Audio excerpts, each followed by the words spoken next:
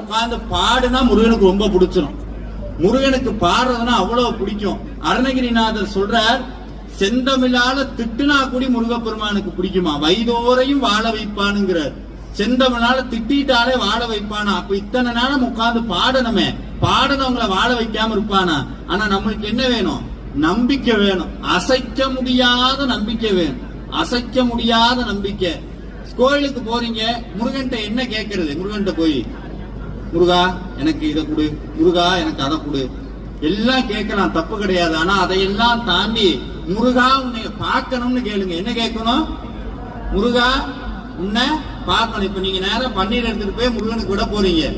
நான் அத பல மேடையில சொல்லல, இந்த மேடையில சொல்றேன். 10 மலை மேல முருகன் உட்கார்ல உற்சவர், அவர் இடுப்புல கை வச்சுட்டு குழந்தை மாதிரி இருப்பாரு.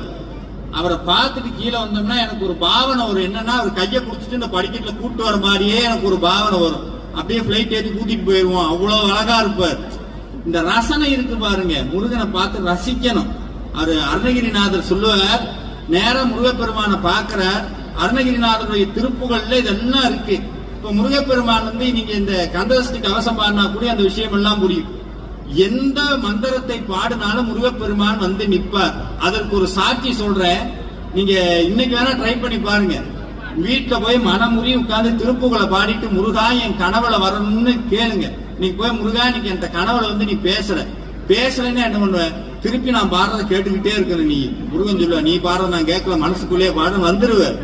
நம்மளுக்கு ராகம் தெரியணும்னு அவசியம் கிடையாது, தாளம் தெரியணும்னு அவசியம் கிடையாது. மனமுருகி பாடுனா முருகப்பெருமான் வருவார். அருணகிரிநாதர், நீங்க திருவண்ணாமலை போயிருக்கீங்களா? திருவண்ணாமலை போமா? இப்ப எல்லாரும் கிளம்பி வேர்க்க விறுவிறுக்க திருவண்ணாமலை போமா? எப்படிங்க